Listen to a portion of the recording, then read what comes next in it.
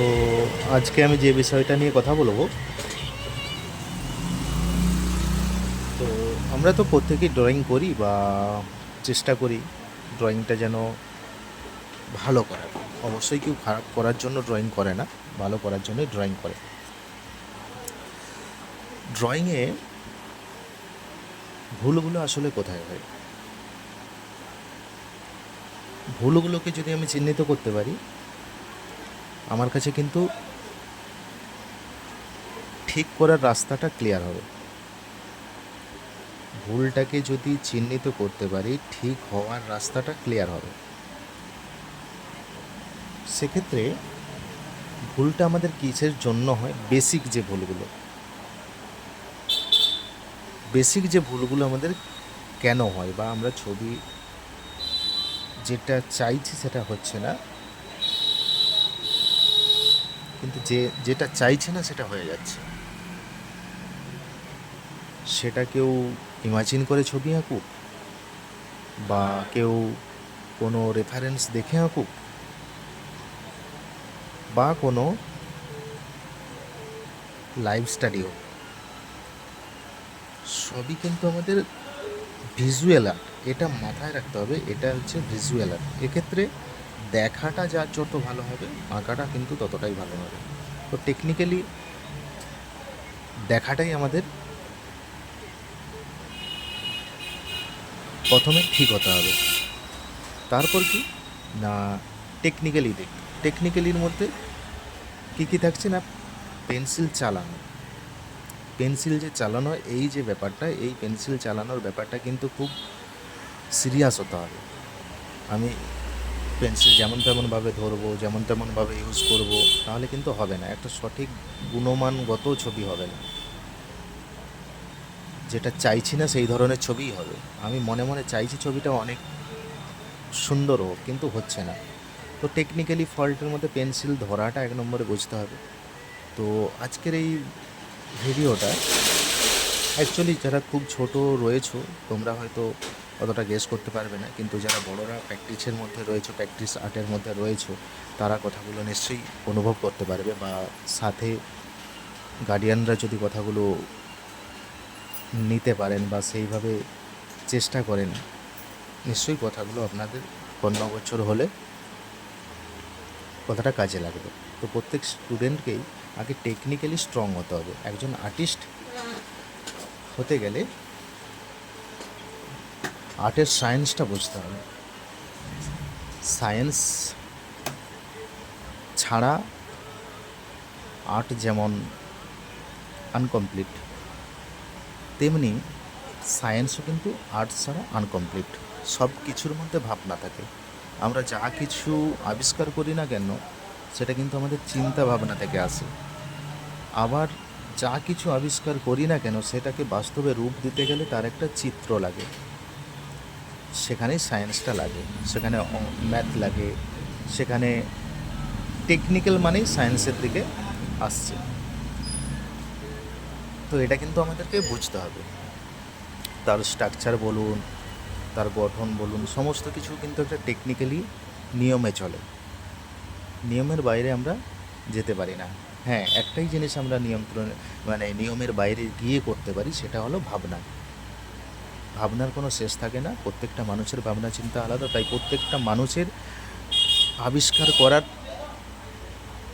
যে ধারা, সেটাও কিন্তু আলাদা হতেই হবে। আমি যেভাবে একটা জিনিসকে ভাবি, সেটা অন্য কেউ অন্যভাবে দেখে, অন্যভাবে ভাবে। তো সেক্ষেত্রে দুজনের চিত্র তো আলাদা হচ্ছে। তো তাই আমি বলবো, টেকনিক্যালি স্ট্রং হয় ছবি আঁকার ক্ষেত্রে। ছোটদেরকে আমরা সেভাবেই চেষ্টা করি কি, ছোটরা ছোটদের মতো করে কিছুটা দিন ওরা রঙের সঙ্গে খেলাধুলো করুক, পেন্সিলকে নিয়ে আড্ডা করুক, পেন্সিলকে নিয়ে ভাঙুক, ফেলুক, যাই করুক না কেন, ওদের সেই জিনিসটাকে নিয়ে আনন্দ পেতে হবে। তারপরে গিয়ে যদি ছবিটা আঁকে, আস্তে আস্তে আস্তে আস্তে করে, কারণ ইন্টারেস্ট ছাড়া কোনো জিনিস সম্ভব নয়। সে ভাঙবে, ফেলবে, হ্যাঁ, ছড়িয়ে ছিটিয়ে সে তার মতো করে সাজিয়ে কখনো ছড়াবে ছিটাবে, কখনো সাজাবে গোছাবে। তো এক্ষেত্রে আমি একটা কথা বলি, আমি একজন স্টুডেন্টের বাড়ি গিয়েছিলাম, দেখলাম তার বাড়িতে পেন্সিল দিয়ে দাগ কেটেছে। সে যে তার মধ্যে তার এক্সপিরিয়েন্সের ভিত্তিতে, তার টেকনিক্যালি তার মধ্যে যতটুকু ঈশ্বর প্রদত্ত তার মধ্যে রয়েছে, সে তার ভিত্তিতে কিন্তু করেছে।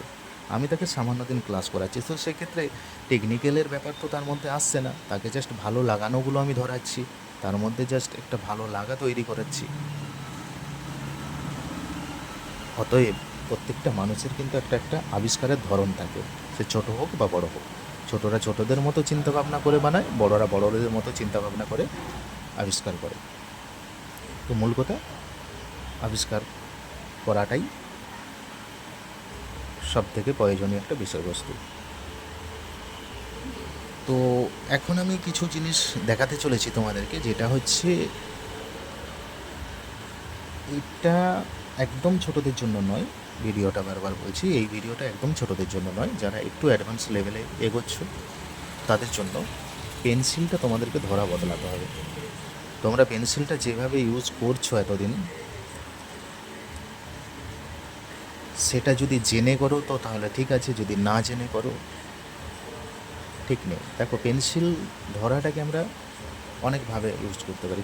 কীভাবে না, যখন আমরা কোনো ডিটেলিং কাজ করব, অর্থাৎ ছোট্ট জায়গার মধ্যে আমরা একটা কাজ করব, এক্ষেত্রে আমি এটাকে পেনের মতো করে ইউজ করব। আগে ইউজটা বুঝতে হবে। এই দেখো, এখানে ছোট্ট জায়গার মধ্যে কাজ হচ্ছে, কিন্তু যখন আমি একটা বড় কিছু করব, তখন কিন্তু পেনের মতো ধরবো না, এইভাবে না, আমরা তখন ধরবো এইভাবে ওভার হ্যান্ডে। এতে সার্কেলটা করতে আমার ইজি হচ্ছে।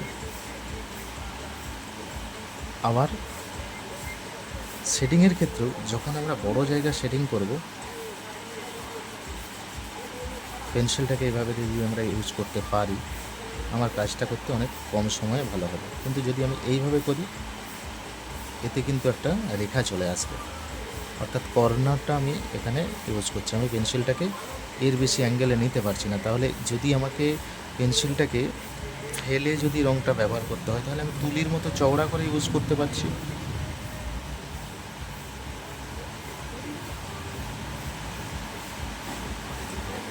তো এটাকে আরও স্পষ্ট করার জন্য আমি এই দেখুন আমি যতটা চাইছি পারছি, কিন্তু যখন আমি এইভাবে ধরবো, তখন আমি এই সরুটা এর থেকে আরও সরু হবে, কিন্তু আমি এই চওড়াটা আমি পাবো না। অতএব তোমরা এটা খেয়াল রাখবে, যখন কোনো ছবিতে শেডিং দেওয়ার কাজ হবে, বড় জায়গা হলে ওভার হ্যান্ডে ধরো, আর যখন ছোট্ট একটা জায়গার মধ্যে ডিটেলিংয়ের কাজ করবে, তখন পেনের মতো ইউজ করো। আর সবসময় পেন্সিলে এই জায়গায় ধরবে না কেউ, দেখো এইভাবে ধরবে না, একদম সামনে ধরবে না, ধরবে কোথায়, একটু ডিস্ট্যান্স রেখে, যাতে তোমার এই যে আঙুলটা, এই যে আঙুল, এর সাথে যেন কম্পাসের মতো কাজ করে। এই দুটো জিনিস কম্পাসের মতো কাজ করলে কি হবে, এতে অ্যাঙ্গেল ক্রিয়েট করতে সহজ হবে। দেখো, অ্যাঙ্গেল ক্রিয়েট হচ্ছে। কিন্তু অনেকেই করো এইভাবে পেন্সিলটাকে ধরো, ধরে এইভাবে টানো। আরে তুমি তো পেন্সিলের সামনেটা দেখতেই পাচ্ছ না, তাহলে তুমি কীভাবে লাইনটা ঠিক হচ্ছে কি ভুল হচ্ছে বুঝতে পারবে? বোঝাটা ক্রিটিক্যাল হয়ে যায়। তো তাই জন্য আমার কাছে যদি সঠিক কোনো অপশান থাকে, সহজ কোনো অপশান থাকে, আমি কেন ক্রিটিক্যাল দিকটাকে আমি ইউজ করব? তুমি যখন কোনো ছোট্ট একটা এরিয়ার মধ্যে কাজ করছো, তখন তুমি করো এইভাবে, কোনো সমস্যা নেই। যখন একটা বড় এরিয়াতে কাজ হচ্ছে, তখন তুমি এইভাবে ইউজ না করাটাই ভালো, পেনের মতো ইউজ না করাটাই ভালো। হাতটা, তাও দেখো, আমি যে পেন্সিলটা ধরে ঘোরালাম না, আমাকে কিন্তু পুরো ওভার হ্যান্ড ঘোরাতে হচ্ছে, ওভার হ্যান্ড ঘোরাতে হচ্ছে। কিন্তু এইভাবে তো সম্ভব না, এক জায়গায় হাতটা রেখে এইরকম কতটুকু ঘুরবে।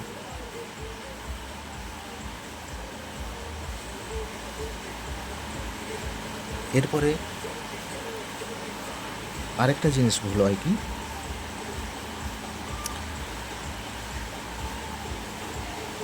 যে কোনো লাইন ক্রিয়েট করতে হয় একটা লিমিট রেখে। যখন আমি কোনো একটা পোর্ট্রেট করব, তো আমি খাতাটাকে যদি ডিভাইড করি, ভাগ করে নিই, ভাগ করে নেওয়ার পর আমি কিভাবে তাকে কম্পোজ করব, সেটাকে কিন্তু একটা লাইন দ্বারা ক্রিয়েট করতে হয়। তো লাইনটা তুমি যদি ঠিকঠাকভাবে না নিতে পারো বা ঠিকঠাকভাবে অ্যাঙ্গেলে না বুঝতে পারো, সেক্ষেত্রে কিন্তু সেম টু সেম জিনিসটা আসবে না। কেউ র্যাপিডলি কাজ করছো সেক্ষেত্রে আলাদা, যখন নির্দিষ্ট কোনো পার্টিকুলার একটা ফিগার ড্রয়িং করছো বা কোনো মডেল স্টাডি করছো, সেক্ষেত্রে কিন্তু লিমিট একটা গুরুত্বপূর্ণ জিনিস। লাইন আমার প্রয়োজন এখান থেকে এখান পর্যন্ত, এখান থেকে এখান পর্যন্ত আমার প্রয়োজন। আমি করছি, লাইনটা টানলাম, এখান থেকে এখানের যে সীমাবদ্ধতা, এটা হাতে প্র্যাকটিস করতে হবে একদম, যেন পারফেক্ট আমার ওই জায়গায় গিয়েই শেষ হয়। নয়তো কী হয়, আমি ধরো একটা চোখ আঁকবো, চোখ আঁকতে গেলে কী হয়, আমার একটা নির্দিষ্ট মাপ থাকবে, তার ভিত্তিতে আমি চোখ আঁকবো। আর যদি এই লাইনটা এখানে চলে গেল তো ঠিক আছে, কিন্তু আমাকে তো উপায়টা বুঝতে হবে। আমি হয়তো এখান থেকে এখানে টাচ হবে, আমি কি করলাম, লাইনটা টেনে নিয়ে এই সোজা তুলে দিলাম। এটা বেশিরভাগ ছোটরা ভুলটা করে, কি এই পয়েন্ট থেকে পয়েন্ট ওই জন্য কানেক্ট করা শেখানো হয় ফার্স্ট টাইম। প্রত্যেকটা টেকনিক্যালি ব্যাপারের কিছু হিস্ট্রি থাকে, আমরা ভুল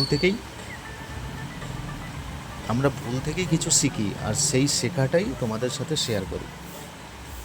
যেটা স্টুডেন্টদের কাছ থেকে হতে পারে, যেটা আমাদের ব্যক্তিগত জীবনে বা আমরা যখন স্টাডি করেছি সেই সময় কিছু ভুল, সেগুলোকে রিকভার করেছি, সেই রিকভারের এক্সপিরিয়েন্সটা তোমাদের সাথে শেয়ার করা, এগুলোই হচ্ছে টেকনিক্যাল দিকটাকে ডেভেলপ করা।